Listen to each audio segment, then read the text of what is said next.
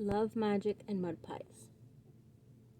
Raising your kids to feel loved, be kind, and make a difference. The art of healing.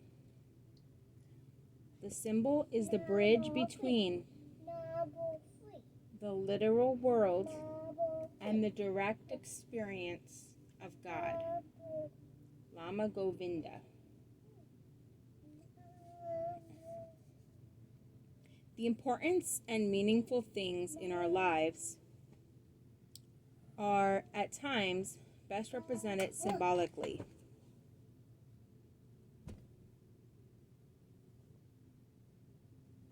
When you have a dream, read a fairy tale, or draw a picture, you are connecting with a deeper wisdom and a truth that cannot be hidden. When a family tries to communicate and deal with life only through words, the family can become very good at denying and hiding the truth. I know from experience, both with our children's drawings and those of my patients, how the truth spoke to me and helped me and other parents do the right thing. When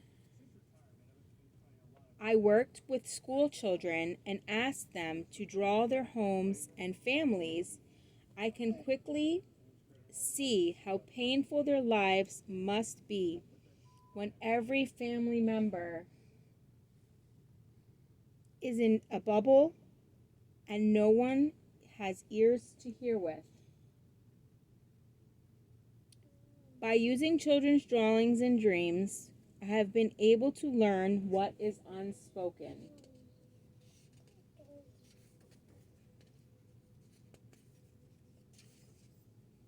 And help parents understand their children's needs. One little girl with cancer drew her family sitting on a sofa with an empty seat next to them while she sat alone on a chair. She knew that she was not getting enough time from her parents and 3 siblings. The drawing touched them deeply and led to changes in the family schedule and life. Leave paper and crayons out and take a good look at your children's drawings. Learn from the colors and pictures how your child is feeling and what problems he needs help with. In our family, the kids started hiding their pictures unless they wanted my assistance in making a decision about something that was bothering them. So learn from my mistake here. Don't tell them you are using their artwork for therapy. Guys, I'm not using your artwork for therapy.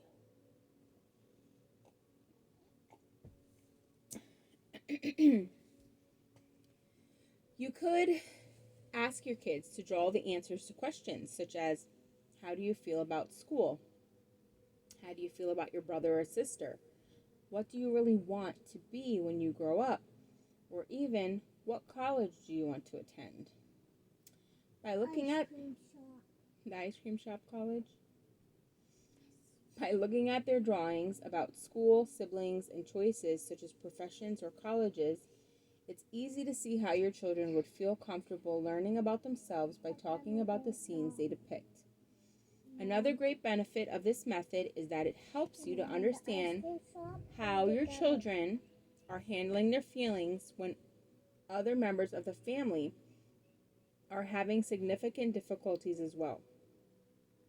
You do not need to be an art therapist to understand and interpret some drawings. You'll easily be able to see that your child may feel confined to his classroom, or angry at a sibling, or trapped in a destructive friendship, or even feeling sorry for herself because of what she is going through. When the pictures show great conflict, it can indicate that something needs to be done to help your child to thrive and stay healthy. Use your kids' art to tune in to how your family is dealing with their lives. This is not about critiquing their projects, but about seeing what their hearts are feeling and responding to their own or their often unspoken but intensely felt needs. How to make the magic. I don't think there are any, baby. Time to go to sleep. Good night. Tomorrow. To get the above process started so you can use it when there is a conflict or an upsetting event happening at home, gather the family together for a fun-filled art session. Choose something simple for each of you to draw. You can pick up a piece of fruit, the family pet, or a favorite toy.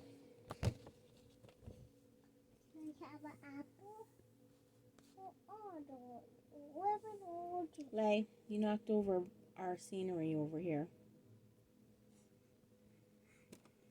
Please lay down. What scenery? Mommy's recording, and I have the book cover here, and you knocked it over. Please lay down.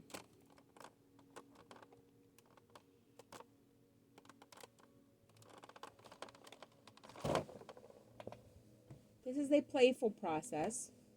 Remind them that this is not about judging the quality of their art, but about being together and sharing time.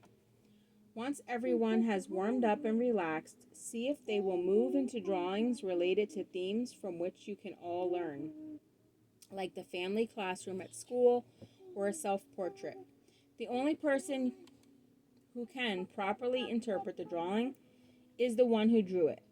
So share your feelings, but let the artist decide what leaving his parents' heads off means in his family portrait.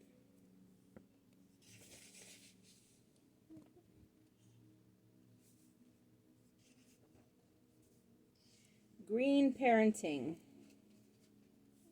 If we raise our children so they are orphaned from nature, unable to feel comfortable and live in productive harmony with nature, then they will be at the mercy of technology. But if we give them a reverence for the earth and a confidence in their ability to live in productive harmony with nature, then technology will fit easily into a total interrelated approach to life. James Hubble.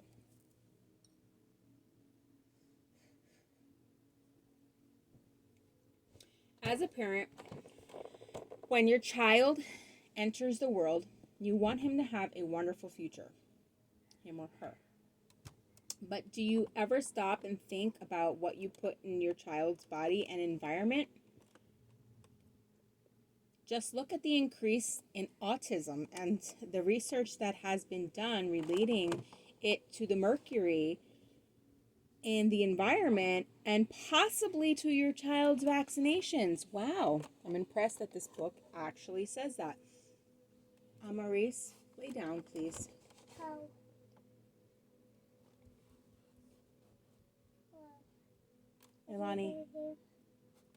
Ilani, get your foot out of there. Cover up.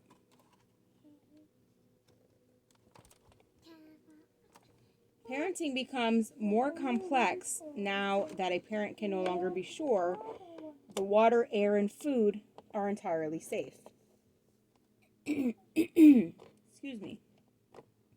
As an informed adult, you should stop and think about the appliances and bulbs you purchase and how much energy they will use.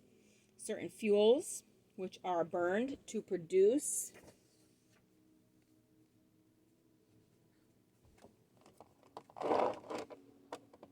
energy, pollute the air we breathe. Certain food additives contaminate our food supply. When you buy products, read the descriptions related to energy use. When you're at the grocery store, read the labels to see what ingredients are in the products you are buying for your family. As your children grow up, teach them to be aware of these things too. From the advantages of organic foods to avoiding fish that contain mercury. Take them on hikes and biking rides so they can appreciate nature and green life. Teach them about the value of a tree and the importance of taking care of the environment. Clean out your cabinets, remove toxic products, recycle and reduce waste. Show your children how to compost. Explain how these actions will make a difference for generations to come. Instill a reverence for all life in your children. The most vital factor is to practice what you preach and to be an example for your children. When I jog or bike ride, I carry plastic bags with me and collect cans and bottles discarded on the side of the road by uncaring people. One day I was frightened when a police car pulled up in the front of me and two officers jumped out and their hands on their guns. Then I heard one yell, "Oh, it's Seigel." I am now in the police records, which made our children very proud of their father because a woman called in to say a bald man was running away from her house with a bag full of stolen items. Of course, it was my collection of cans and bottles.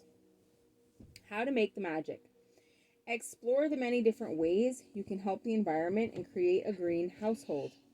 Pick a site in the backyard for a compost pile and get the family started using it. Buy secondhand furniture and clothes to reduce consumption of material goods. Study various sources of energy with your kids, like the wind or sun, and consider having alternative sources installed in your homes or on your property. Look over your home and come up with ways to make it fuel efficient and free of toxins.